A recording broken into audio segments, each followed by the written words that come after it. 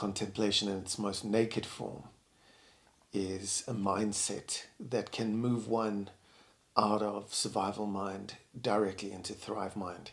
Contemplation is the ultimate expression of our spiritual lives, and knowing about contemplation can help us heal, just like yoga, just like any other practice.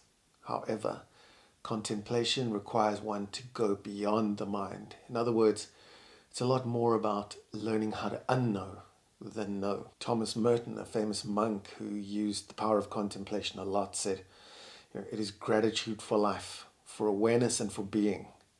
It is a vivid realization of the fact that life and being in us proceed from an invisible, transcendent, and infinitely abundant source. So using your contemplative intelligence means you go beyond thought, feeling, emotion, perceptions, and even actions and consequences in your life. It is a seeing beyond seeing, because it can see things for the first time as they are, rather than how you saw them perhaps as a child, without much empathy and much wisdom to really understand the nature and reality of being. Our brains do not rethink dog, tree, trauma, how to chew food, how we think about art. Our brains love shortcuts. They move very swiftly through the paths of life and then develop concrete concepts. And then we start defending these concrete concepts, and a lot of them are just untrue. That's why nations can go to war, and even if they realize or begin to realize that they've made a mistake, they cannot stop, just like an addiction. So we create neural networks over decades, and they distort and stunt our highest intelligence at the end of the day, because the mind is in haste to understand things and then move along. So apple's safe, spinach tastes bad, noise, loud, scary, stranger, danger. Millions of synapses are programmed to think so that you don't have to. And that's what the mind is about. Shortcuts. It's about getting there quickly. It is geared, ultimately, for your survival. Contemplation goes far beyond and above these networks. It transcends your neural nets and neural mapping, and teaches us how to think and see reality exactly as it is, without cognitive distortion. So in a way, it is recognition. It is an essential re-looking at things with a mind that is open to everything and attached nowhere. With a new mind, when you're in the second half of life, as I love to say from Carl Jung's teachings, we know a lot more. We know and understand and perceive things, people, places a lot more. So it's often that we have to re-look and rediscover what we thought we once believed. Sometimes judgments turn into gratitude. Sometimes non-forgiveness eventually and over time turns into forgiveness, when we start to realize how simple people are, how foolish they are, and how they think like children. How can we hold them responsible, really, for all eternity, for things that they have done in the past that they probably do not understand? So discovering your contemplative intelligence is really metacognition. It's about understanding how far the capabilities of body, heart, mind, emotions, soul, spirit go. And you're only going to be able to understand these things when you're able to contain them, right? You can't speak about these things to a teenager or an adolescent who does not have the capacity, mental, emotional, or otherwise, to carry the weight of reality. That's why the mind needs to distort, hide, avoid, and essentially keep us from experiencing the best of life in the name of keeping us safe. So it really gives us the ability to recognize, understand, and executively manage our mind, body, and emotions. It's the prefrontal cortex that is the CEO of the mind, and it's used far, far less. I'm talking 95% less than your subconscious. So we need to imagine running a company without a CEO in place and running blind and understanding that we're not going to get very far. We're not going to be successful in our endeavors if we don't use the executive command center of our brain. Right in the front, of course, this has been referred to as the pineal gland, the third eye, prefrontal cortex. Doesn't matter. What matters is to know that it's there and that you can use that intelligence to really change the way you experience life. I would say contemplation helps you in developing wisdom, advanced awareness and insight, that's for sure. And it helps you to reduce stress, stay present.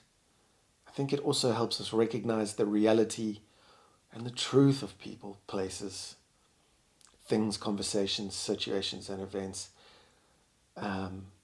by subjective experience. You know, your intellect will not get you there where you need to be. This is why we understand that somewhere in life we need to experience an awakening, a shift. Your intellect will not get you where you want to be. And I suppose this is why it has been referred to as some sort of awakening or shift that is necessary in life if we want to live it efficiently, purposefully, and fully. Something our ancestors in history have fallen very short of, century after century, is understanding how to live well and love well. Having developed at least some contemplative intelligence, which we can today, you will be able to take an endless, self-regulated and loving gaze at reality and the naked truth exactly as they are, unhindered by your personality and your ego defense mechanisms. So contemplative practices are radical, transformative, and epic in their makeup. They help us develop capacities for deep, deep concentration and quietening the mind, which is really, really essential today in the midst of the action and distraction that really fills everyday life today. So it is universally relational. And I think contemplation is a prayer of the soul and the heart far more than a prayer of the mind, which is something we start with.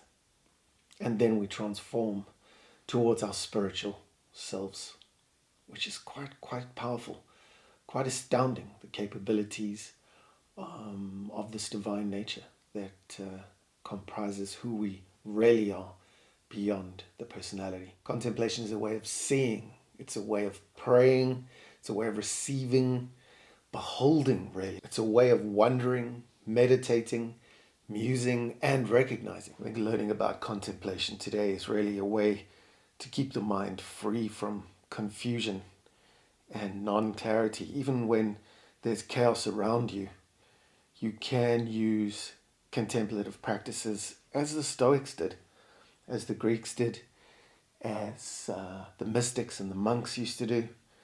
You know, poetry, music, art, the abstract and the eccentric are also understood better through contemplation. We don't understand art, music, real theological theory until the mind has had a chance to grow and mature.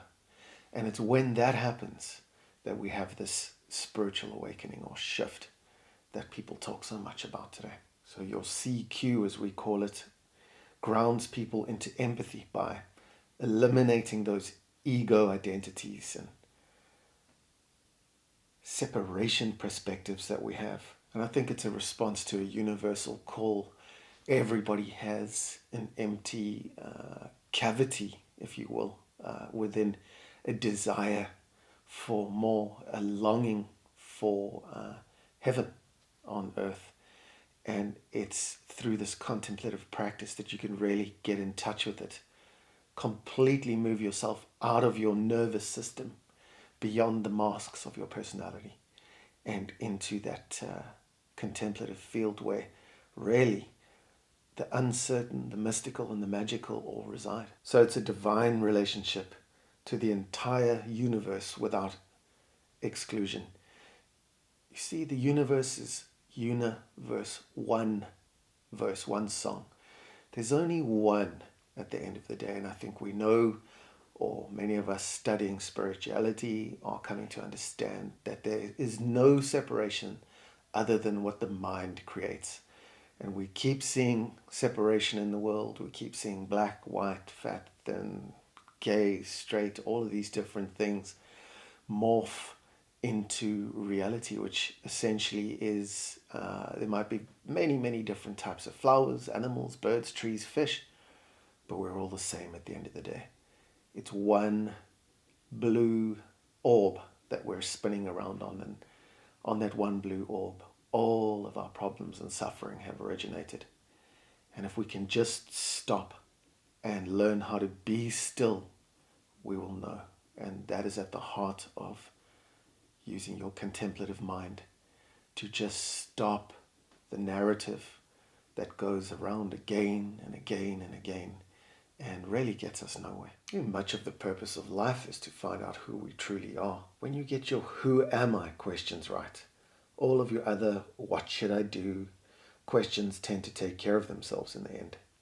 The true self is your inherent identity, your soul's image, your blueprint for life, so to speak. It's your native genius, who you are in God and who God is in you. It is your divine DNA, your original blessing and organic wholeness. It's your innate vitality and affinity for the more than human world. While psychology and neuroscience have all shed light on the cognitive processes that enable us to survive and flourish, contemplative science, on the other hand, offers a groundbreaking perspective really for expanding our capacity to realize genuine well-being, sustainable well-being, making us understand that the ultimate intelligence is contemplation. The ultimate intelligence, of course, is to know exactly what's going on. And there's a dumbing down, there's a going backwards, if you will, a retreating. As we've got more information, we don't quite seem to know what to do with it. And we're running around in circles, hurting ourselves and hurting each other. We're more depressed than we've ever been, and it looks like more confused than we've ever been. With the increased pace of life, pace of information coming our way, day in and day out, we need to balance the 0 and 1 binary nature of this universe with silence and stillness. I think it offers us a groundbreaking capacity to realize our genuine well-being, which is always there, making us understand that the ultimate intelligence is understanding things as they are, not as the mind understands them. So it forges a link between the material world and the realm of the subconscious, if you will, that inner world that tends to transcend the traditional science-based understanding of ourselves. It teaches us to think about thinking, and maybe the highest form of intelligence that I think we have the capacity for. Understand that it's a dance with the physical and the psychological and the emotional and the spiritual, all at once, all at the same time, much as everything else is happening at the same time in the present moment. You might be surprised, however, to understand how simple it is to practice contemplation. And of course you can do it while doing the gardening, doing the dishes, dropping the kids off at school. It's just to recognize and affirm who you really are, and to understand that your stream of thinking, your stories about the day, the narrative that you follow so intently and get lost in, quite frankly, is not really you. So when that authentic self shows up, first for a few seconds, then a few minutes, and hopefully a few hours thereafter, as we start to awaken to the CQ mind, we will understand our authentic self is not the personality. It's not the person who we created that needed to survive. Because one thing we must understand is that we're not going to survive the way we are. We must transform instead of conform. Your body, heart, mind is something that you need to leave behind, like an empty shell. So there's a metamorphosis happening, a transcendence that is happening. And if you stop and be still and just go beyond the fear of looking deep within for answers, you might be very, very surprised at what you see. And what you see will be loving, kind, and beautiful, but only every time. So contemplation is simply being fully present in body, heart, mind to what is, in a way, that, I am that I am, God said, as the burning bush. So it allows you to creatively respond and work towards what could be. And what could be is far beyond what we know. We think we know the whole story of life.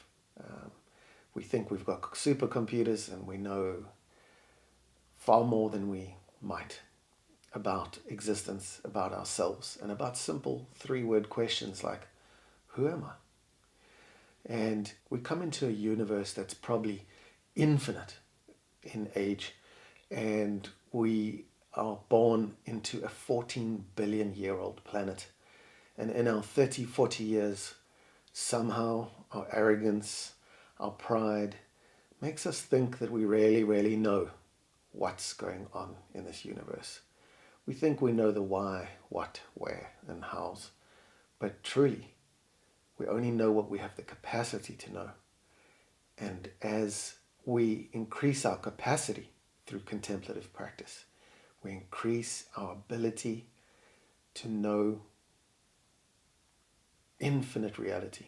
Contemplation is both personal and communal, internal and external. It helps us let go of our usual self-focused way of thinking or doing things that is so habitual in nature. It's really our animal side. Our compassionate, connected and creative sides must and do emerge, often later in life, which is quite a shame. Through being still, one of the things we need the capacity to do is bear and recognize our egoic nature. So we need to be able to look at our character defects, and that's something we don't do. Every day we're looking at everyone else's character defects, and we're not assimilating that we have these things ourselves. So we criticize rather than synthesize. We look for differences and judgment rather than sameness and gratitude. And because we do that, we suffer, and the world suffers along with us. Imagine for a moment that you could be all-knowing. Where would that get you? Although we can't be all-knowing like God is, we can benefit from knowledge and wisdom for sure. The more we have, the more we will benefit in all areas of our lives. So let's not underrate it. At the very least, it is a kind of self-actualization and God realization at depth. When you learn to be still and contemplate, you'll experience the nature of reality as you've never experienced it before. The flood of technology and knowledge has made depression, trauma, and stress much, much worse. Self-regulation really is the future of medicine, and it's something that without, the world is slowly going insane. At some point, we really need to open our hearts, minds, and souls and contemplate the nature of this universe, this one blue ball that we're all spinning around on together.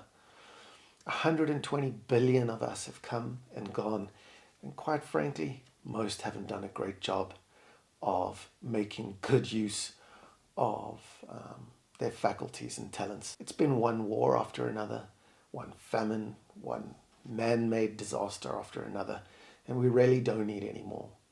What we do need is a re-emergence of contemplative intelligence that helps us really examine things without just looking at the information that we receive. Information itself is becoming more and more available.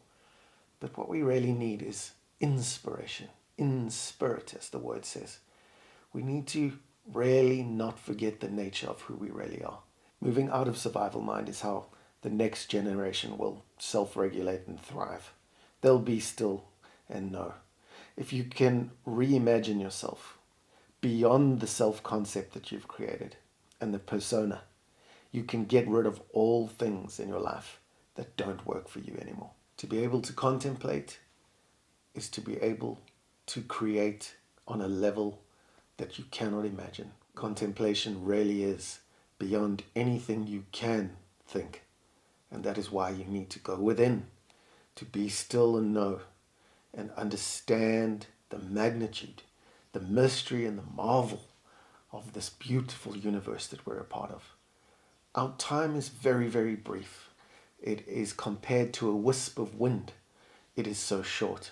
Yet you don't sit and contemplate what you're here for, what you'd like to do, and what you'd like to leave behind for other people. Let's not be conformed. Let's rather transform and go beyond every boundary, every limit, including the sky, which is not really the limit, of course, and go beyond what we thought was possible to find what we call our sacred selves and understand the true meaning of life.